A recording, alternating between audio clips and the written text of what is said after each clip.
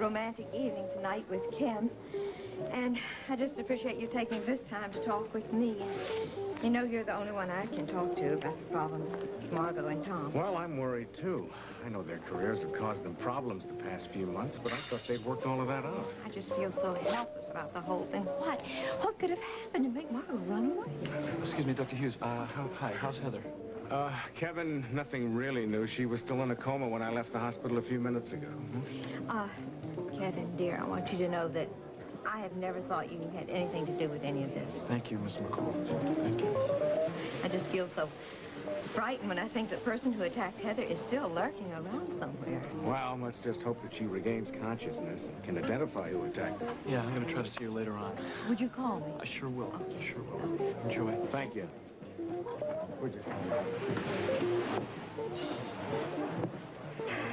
Hey, what are you doing here? Following up your theory about Marcia Talbot, I got a couple of questions I'd like to ask her. Is she around? No, she's not around.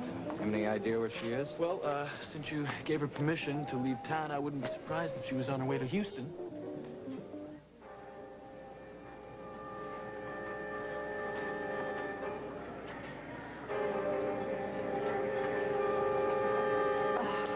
Sorry, Elaine. I hope you haven't been waiting long.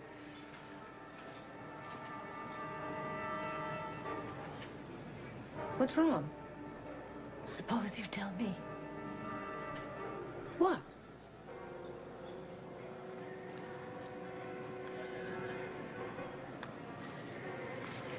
Elaine, you knew all along, didn't you? You lied to me. No, Elaine, I was going to tell you. When, Marcia?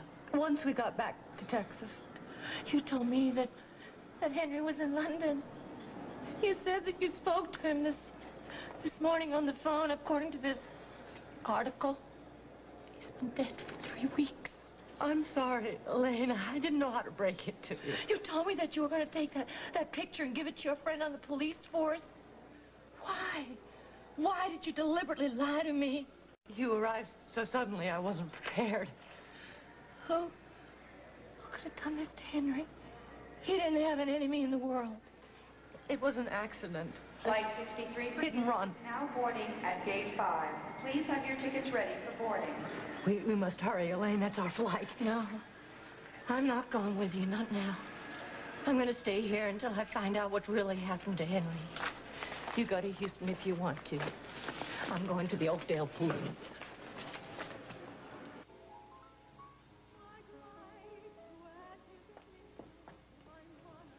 Franny? Dog?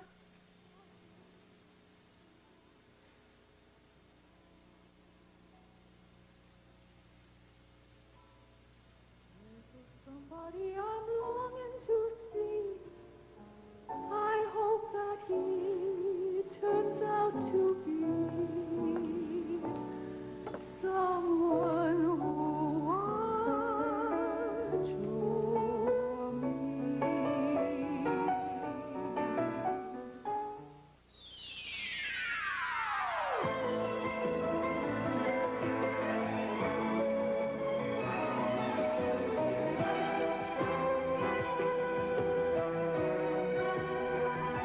As the world turns.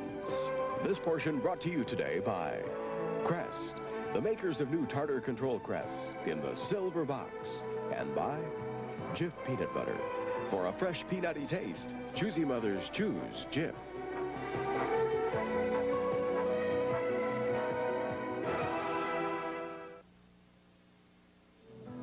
Call Kim Hughes, told her I want to talk to Franny. Maybe she can give us some more background on Doug Cummings. Don't get your hopes up. She's so in love with the guy she can't see straight. I'll keep it in mind, Kevin. Is he around? Well, he left a few hours ago. I haven't seen him all afternoon, though. I want you to call me the minute he gets back. All right, I will. Oh, and if you see Franny, try to explain to her and have her call me. No, bad idea, because she doesn't believe a word I say, let alone on this subject. Then have her call Kim Hughes. Well, where are you going to be later on? Try the hospital. If I'm not there, I'll be at the station. All right. No, Bob, all I know is that Margot called me from London, and she refused, just flat refused to even think about coming back. She said the marriage with Tom was definitely over. Well, obviously Margot's been hurt. It seems to me as though she's acting on a purely emotional level. Also seems to me that you did that once or twice while we were married. Oh, I know. I just don't want Margot to make the same stupid mistake I did. Bob, she'll go by the rest of her life. She'll be thinking about this and regretting it, and you can't run away. You have to face your problem. She's got to talk to Tom. They've got to work this thing out together. Well, that's why he went to Washington. Poor guy. What happened to them? What made her run away the way she did? Now, look, you talked with Tom today. Did he give you any kind of clue? He just said it was all his fault. Coupled with Margot's reaction, one possibility does come to mind. What? Well, they've both been traveling a lot on business. There could be another woman. No, I don't believe that. No, Tom loves Margot. He would never do that to her. Lisa, I know Tom is our son. But we have to face the fact he's also human.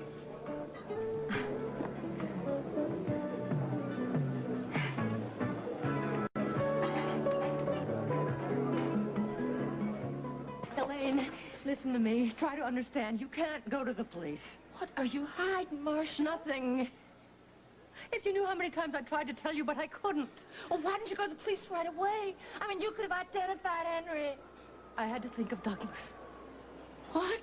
Henry had just helped Douglas through severe depression. When Douglas saw Henry's picture in the paper, he began to regress immediately. He refused to accept the fact that another important person in his life had died. First it was his parents, then Caroline, now Henry. I knew that if I went to the police, they'd question Douglas, and it would shatter the emotional stability Henry had worked so hard to achieve. Douglas was involved, wasn't he? No. Come on. This is your cousin Elaine you're talking to. I know all about your love for Douglas. You told me all about it, remember, after Caroline died? You felt so guilty because you'd wished her dead so many times that you could have Douglas to yourself. I won't deny that I care for Douglas deeply, but I swear to you he had nothing to do with Henry's death. Is there no end to which you won't go to protect him? I'm going to the police. No. We've always loved and trusted each other. That's true. But right at this moment, I don't think I've ever hated anyone else in my whole life as I hate you.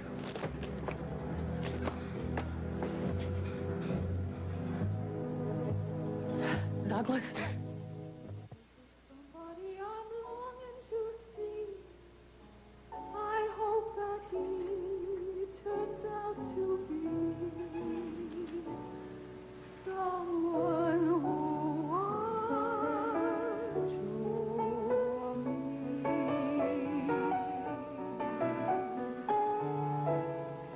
I'm a little lamb who's lost in the wood. I know I could always be good to one who'd watch over me. Although he may not be the man some girls think of as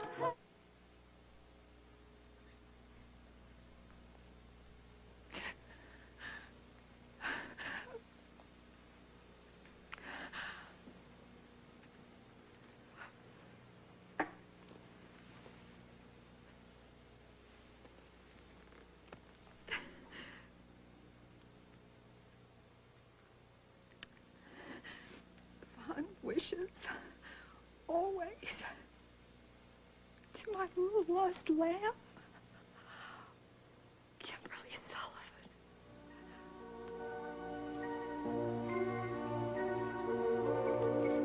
Kimberly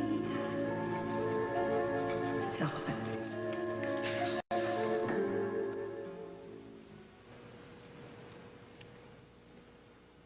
His name. What was his name? It was Kamansky then. Doug Kamansky. He used to call me Doug.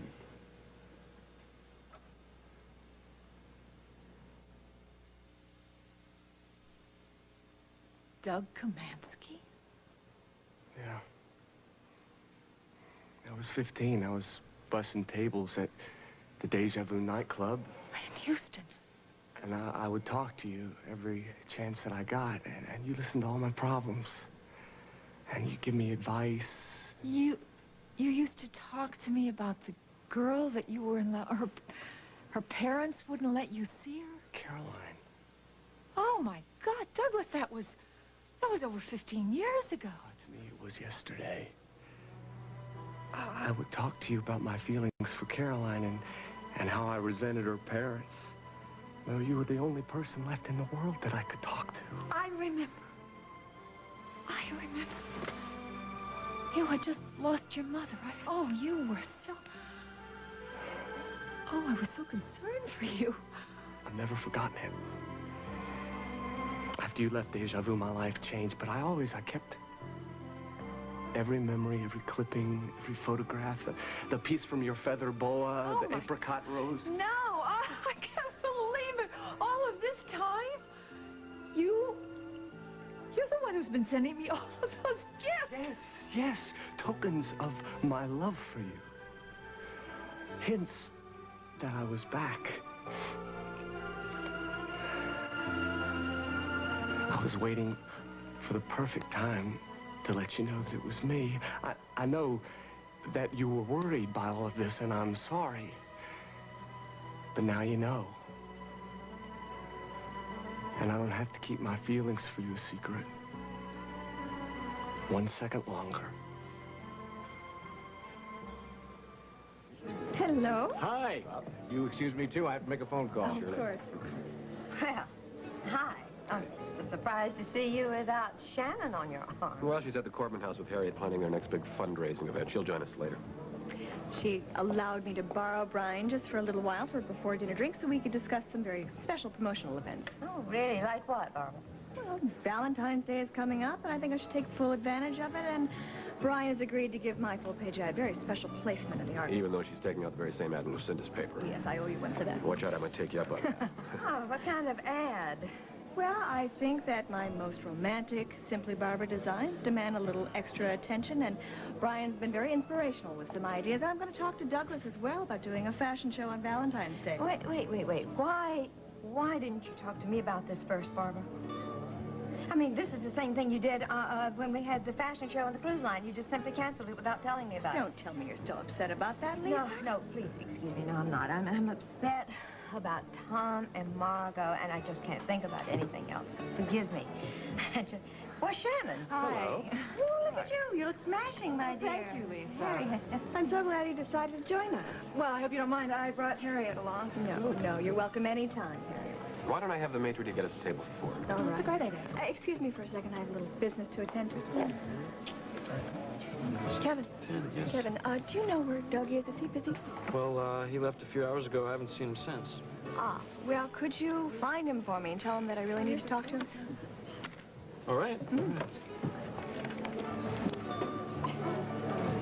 Wow, line is busy. I owe you an apology. How did you get by me? I'll go upstairs and check it out for you. Terrific, thank you. Looks like the two of you could use a good night's sleep.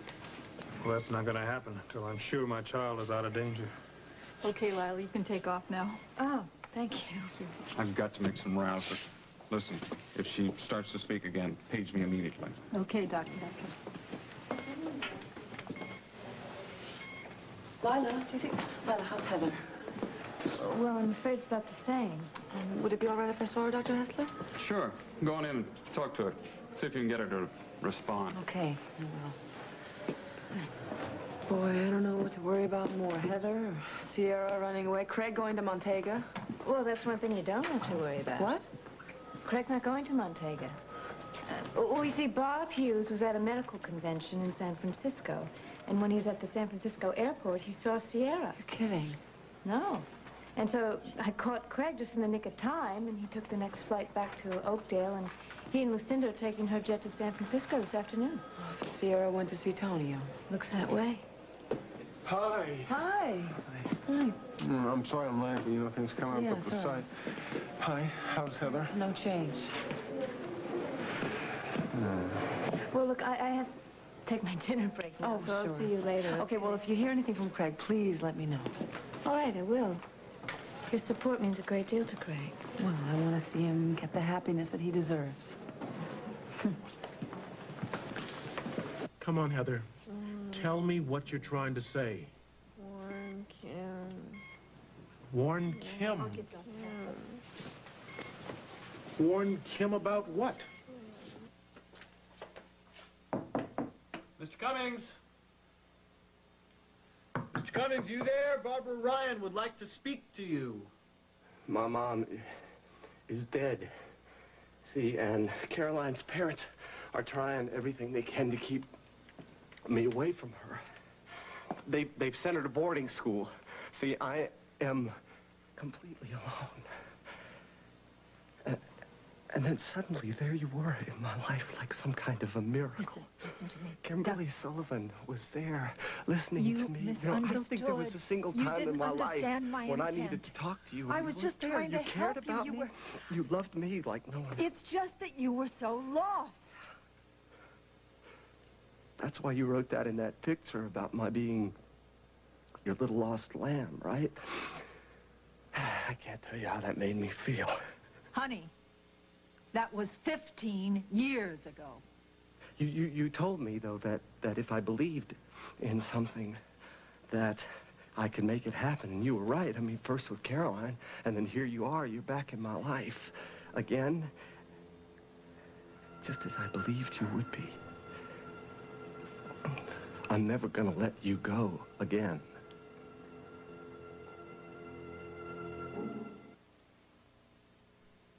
I want you to listen to me. Listen to me. Many things have changed since we You had those remember talks. when I followed you to New Orleans, to that Club L'Auberge? No, you know, I yes, don't remember. Of course you do. I don't Just think, I remember. went backstage, and you talked to me for a long time, and you gave me that linen handkerchief, the one that I sent to you this morning, and that's when I took the key to your dressing room. See, and then when I came here and I built this room to you, I figured that would be the best way to lock my feelings away from people who wouldn't understand. You remember every last detail? I really believe that when Caroline's parents died in that fire, that's when I knew that you were right, that I could have anything that I wanted. I changed my name to Cummings. I made myself over again. I worked out with weights to improve my... I don't even think that you recognized me, did you? You're right. I have no idea. You know, I have to tell you, though, that Caroline, my life with her was every bit as perfect as I knew it would be. And when she died, I just thought I could not go on. Oh, but you did. Think about it. You did. You managed to go on. And that was just... Yeah, I did. I did. Marcia helped me. She sent me to Dr. Strauss, and he told me to go on that cruise where I saw you again, where we went for a walk up on the deck, and you were singing, and you know, I knew then that it was fate, that fate had brought your love and your support back to me again. And if I needed any further proof, I mean, you were singing the very same song that you were then. And not only that, I taped that one night at the club, and wait till you hear this. Wait till you see this. I took this film. It took me months to save up enough money to buy that hand camera, but I'm telling you, it was worth it. You know, after I saw you on that ship, that's when I decided to come here and open the restaurant. It seemed the perfect way for me to be near you again. And then fate stepped in, and Lisa McCall introduced me to your stepdaughter, Fran. Douglas. Douglas. Where is Franny? In the bedroom, waiting.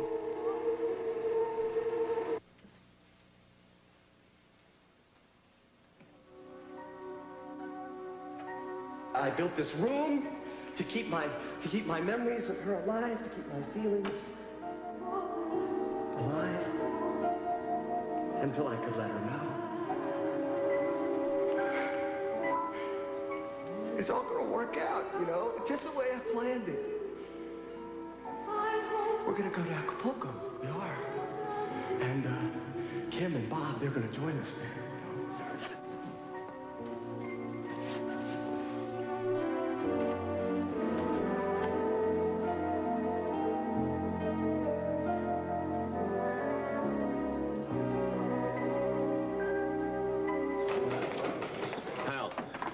Boy Franklin called.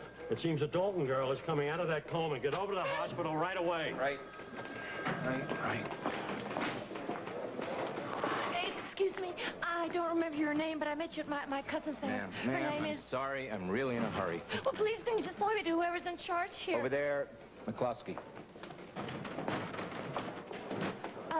Lieutenant McCloskey. Yes. My name is Elaine Hargrove, and I have some information for you on this man here. His name is Dr. Henry Strauss. He's a psychiatrist who runs a highly regarded private clinic down in Houston, Texas. What was this, Dr. Strauss, a friend of yours? Yes. We were very close. Well, unfortunately, you just missed the man that you should be talking to. Detective Munson was assigned to the Hughes harassment case.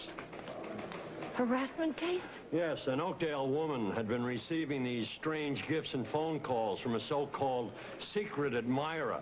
Now, Ken Wayne's already been arrested for that, among other things. When we found Dr. Strauss's body, we also found evidence linking him to the case. What? That's right. We got some newspaper clippings here. All right, and other mementos that were stolen from Ken Wayne's dressing room. Now, here. Take a look at this. You recognize that woman? Her name is Kim Hughes. Never seen her before in my life. Well, take another look. Were there any other photos that Dr. Strauss had? No. Well, does the name Kim Hughes mean anything? Any significance at all? I've never heard about her before in my life, and I don't know why Henry would be carrying these old clippings around with him. Okay, I'm going to call the hospital and have Detective Munson get back here.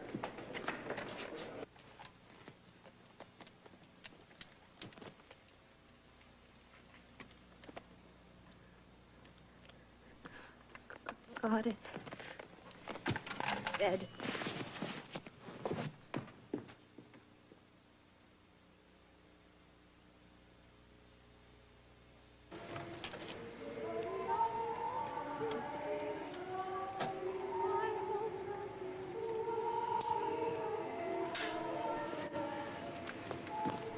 Douglas, please, just stop. Just a minute and listen. You don't understand. Somewhere in my life. Oh, but for heaven's sakes, this wrong. This whole thing, it's ridiculous. I hate it quite so much after we go away together. I'm not going anywhere with you. Of course you are. Of course you are. It's all planned. You and Franny and I are going to leave now, and then Dr. Hughes will come later. Dr. Hughes isn't going to leave. Kim, that phone doesn't work. See, I can't let you leave now that you finally know everything. Not at my... Okay, good. Now, come on. I'm sorry. I'm sorry. All right, come on. Gotta get out of here. All right. Now, just calm down. Honey, don't panic. There's a way to get out of here. We'll just have to... Okay. The elevator, I have the key to the elevator. Doug gave it to me.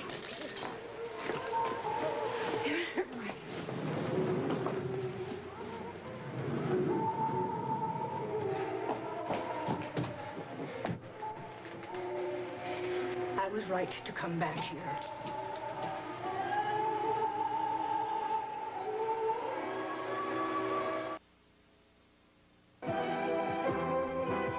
This portion of As the World Turns has been brought to you today by Camay. For each skin type, Camay is now personalized care for beautiful skin. And by Squeezably Soft Charmin Bathroom Tissue. We'll continue with part 2 of As the World Turns in just a moment.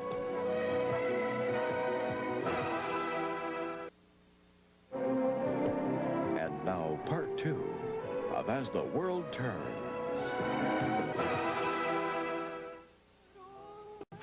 Douglas, are you all right? Franny, you said you loved me. Why would you try to hurt me? Kim, why were you trying to run away? Doug, please leave us alone. What? No, don't you know I would never hurt you? Let us go. Tell Marcia to put away the gun. We must hurry. Time is running out. Elaine saw the picture of Dr. Strauss in the paper and went to the police. It won't be long before they get access to your medical records, and all our secrets will come to light. Douglas, there's not a moment to lose. We have to leave now. No, Marcia, that's not in the plan. Listen to me. It's too dangerous to bring them with us. I want you to take them into your secret room and close off the partition. We've got to make sure they're not discovered before we're safely out of Oakdale. No, Marcia, no. Yes. We can go someplace wonderful where we can build a new life together. No, that is not in the plan. I'm not going anywhere without Kim and Franny.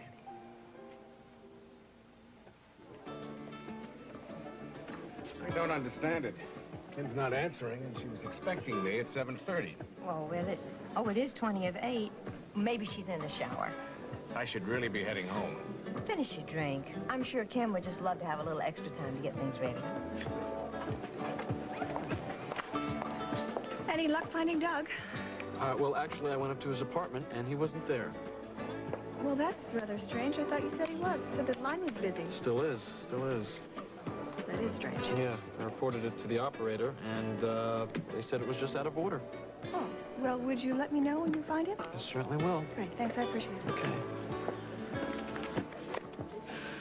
Kevin, I just talked to the hospital. They said Heather tried to speak again. No, really? What did she say? I didn't get any details. Hessler couldn't come to the phone. Yeah, well, I'm going to try to find out myself in person as soon as Mr. Cummings gets here. So, Harriet, have you heard from your gentleman caller lately? Which one? Oh, there's more than one? Never you mind. I'm not counting. I was speaking about Emery. You remember Emery. He was the charmer who took you to Chicago, I think. He showed up when I was in New York. Oh, yes. Dear old Emery. Well, he's still in Europe, I think. Oh, well, who is this fellow? Certainly no one you would be interested in, Barbara. He's just an old friend of Harriet's who decided to look her up when Brian wrote that article about the Corbin home in the Argus. I was really very impressed with him. Really? Yes, he's very distinguished, very charming. He could do a lot worse, Harriet. Where's he from? Paris. Yeah, it's so hard to keep track of. Oh? Yes. He travels all the time. You seem to know an awful lot about him, Shannon. Well, no, not really. Just girl talk. Harriet fills me in on all the gory details. What's his last name?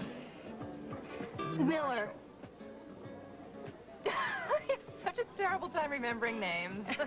Really? I hadn't noticed.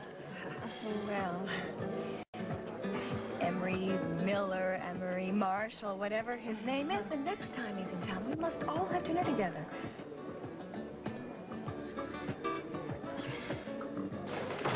Hargrove, have a seat, please. This is Detective Munson. Sorry to keep you waiting. I was over at Memorial Hospital. I was working on another case.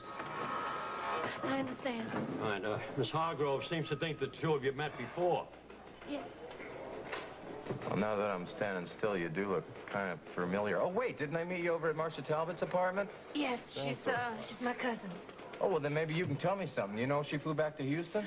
I don't know. I left her at the airport, and I came straight here as soon as I saw the picture in the newspaper. Yeah, Miss Hargrove was able to identify the hit-and-run victim as the man who was tailing Kim Hughes. His name is Dr. Henry Strauss. The same Strauss that was involved with that private clinic in Houston? You got it. How did you know about that? Oh, there were several phone calls made to that clinic from Caroline's restaurant. You remember that Margot Hughes talked to the head nurse there? That was Sophia Hamilton. She and Henry had worked together for years. Yeah, we also, as a matter of fact, learned that Marcia Talbot was a patient of Dr. Strauss's. Who told you that? Marcia Talbot told us that. Why, isn't it true? No. Marcia called me because she wanted Henry to help Doug Cummings. She'd been very concerned about him after his wife Caroline's death. He'd sunk into deep depression, and she was afraid that maybe he had suicidal tendencies. Yeah, we knew that Mr. Cummings was under treatment for depression. Yes. That doctor was Henry, and then a few months later, Marcia got in touch with him again. She called him and said that Doug had slipped back into a very precarious emotional state, and she was very anxious about him. And she begged him to come up north to see if he could help him. And that's what he was doing here in Oakdale. Wait a minute. Wait a minute. That picture has been in the Argus for weeks. If Marcia Talbot knew Dr. Strauss, why didn't she tell us? I'll tell you what. Marcia Talbot would stop at nothing to protect Doug Cummings. And I believe that Doug was responsible for Henry's so-called accident. Marcia, is your car still parked by the bridge? Yes. What we're going to have to do is go out through the terrace and down the fire escape and leave out back. First, close off the secret room. All right. Marcia, heaven's sakes, you can't do this. You can't go along with him. He's sick. He needs professional help. I suggest you lower your voice, Mrs. Hughes. It won't be a very pleasant trip if Douglas hears you say that. Now move. One sound out of either of you, and I promise it will be your last.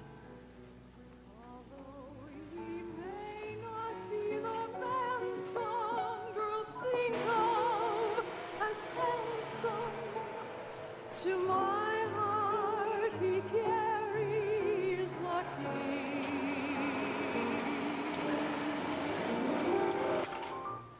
Won't you tell him please to put on...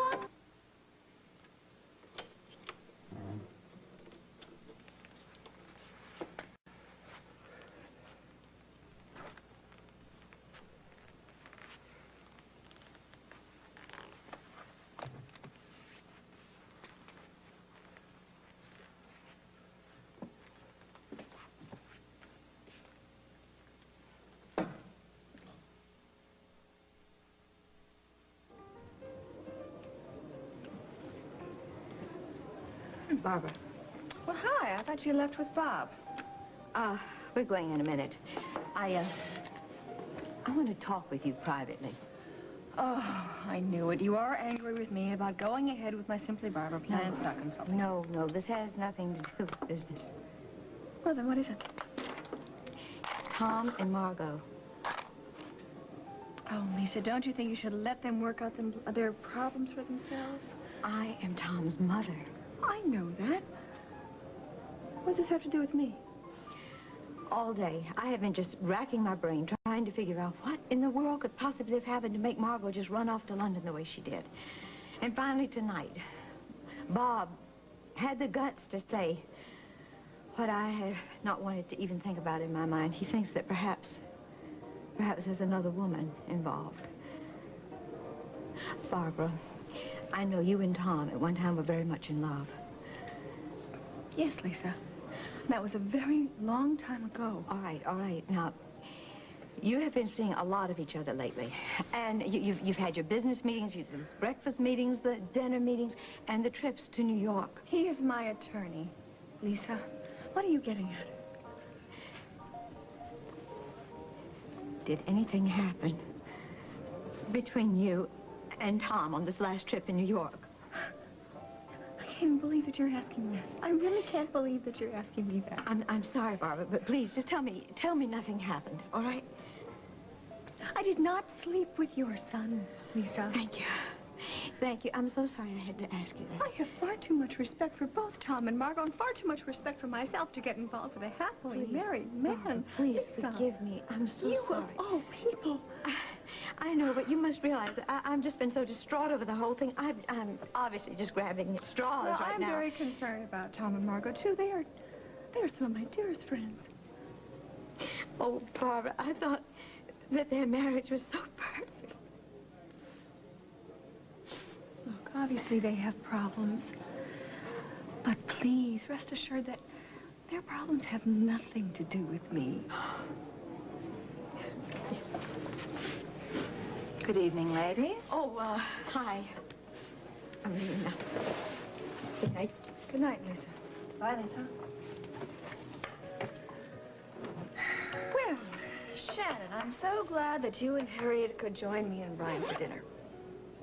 We are all alone now, Barbara. You can drop the nice act. I know what a strain it must be on you. You know, you can fool other people with those sugar-coated lies, but you can't fool me. Why, Shannon, I think you've had too much to drink. Why don't you step over to the sink? I'd be glad to hold your head under the faucet. My head is as clear as a bell. Ding dong. You know, Brian told me about the mysterious problem that's plaguing Tom and Margot's marriage. And I know exactly who that problem is. I'm not even going to dignify that accusation with a reply. But speaking of lies, I think you should know that you don't fool me either. I wouldn't waste my time trying. No, but you're trying to fool Brian. Poor man, he always was naive. Still jealous because I took him away from you? Hardly. I get what I want. He doesn't fit into that category any longer. Now there's a lie for you. Oh, now you're speaking of Emery. Did we ever figure out what his last name really is? Well, if Harriet says it's Marshall, I'm sure that's what it must be. Well, I don't believe that for a second, nor do I believe his first name is Emery, nor do I believe that Harry Corbin ever laid eyes on him before he came to Oakdale. What on earth are you talking about? Oh, isn't it obvious, Shannon? E.M. I think he's your old boyfriend, Earl Mitchell. And I'll tell you something, Shannon. You'd better watch out. Don't get too cocky. Everyone's luck runs out, sooner or later.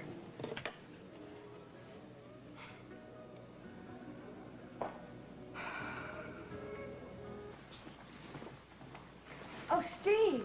Steve! Oh, hi. I'm so glad I ran into you. I wanted to get a message to Betsy. Oh, okay, what is it? Craig just called, and he said that he and Lucinda have arrived in San Francisco. Well, it was about half an hour ago.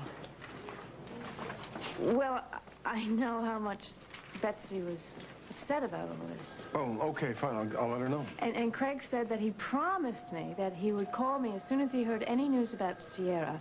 And so then I'll call Betsy when I hear something, okay? Would you do me a favor? If Craig calls you too late, just let it go till morning, because neither Betsy nor I have had a chance to sleep in ages. Oh.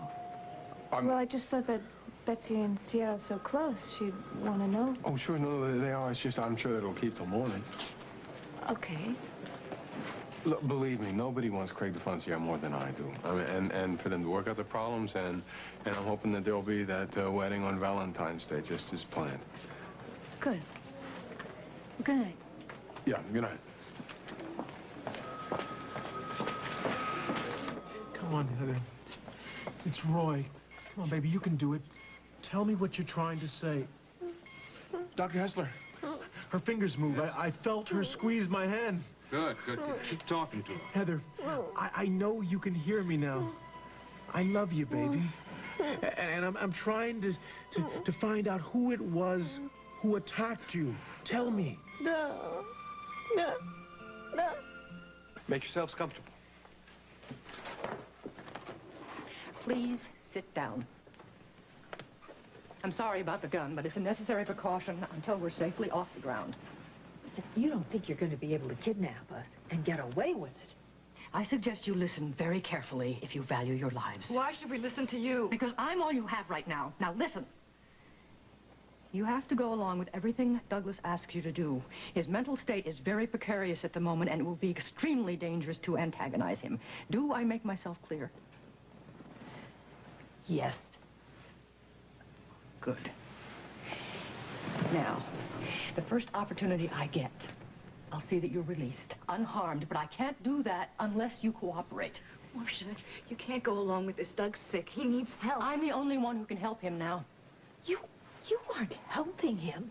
You're just feeding his twisted fantasies. I have no choice. You most certainly do have a choice. You could talk him into turning back, turning himself in, and getting some decent help. That's not a viable option now. Why not? Doctors, with all of their good intentions, they take away his life, and I can't ever let that happen. Oh, that's the most ridiculous thing. Sit down.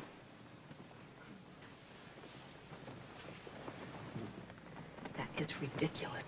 There are specialists, doctors who would understand his problem. They'd know how to treat him. They'd give him his life back, not take it away. You still don't understand, do you?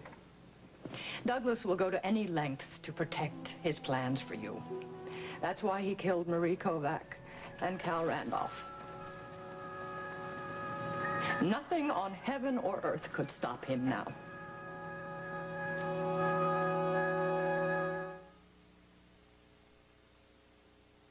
Who did this, Heather?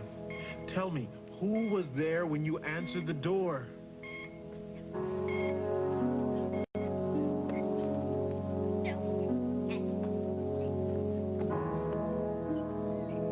It's important. Someone tried to kill you. You've got to tell us who it was. Doug. Douglas Cummings? It's time Cummings back yet? No, I haven't seen him. And his phone is out of order in the penthouse, and I tried going up there before. There's no answer. How do we get up to his apartment? Is there an elevator? Yeah, but you need a key. Try the staircase in the dining room. Detective Munson, this doesn't look like a social call. Was your daughter planning on coming here today? I don't know. Oh, what's wrong? We have reason to believe that Doug Cummings is a very dangerous young man. He better stay here.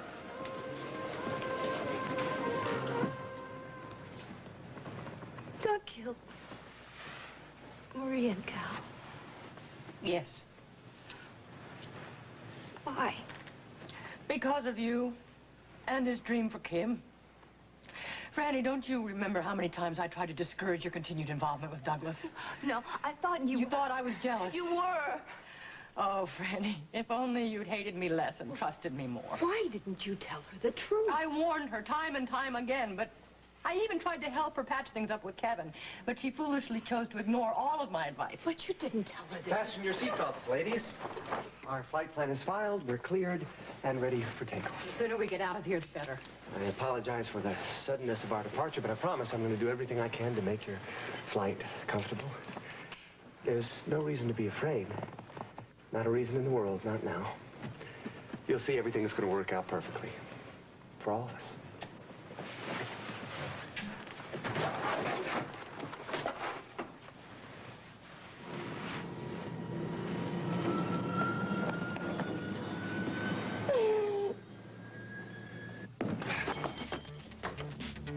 Jones, check in there. Slade, I want this apartment thoroughly searched. Kitchen's clean. Bedroom's all clear. All right, then check all the doors and check outside on that terrace.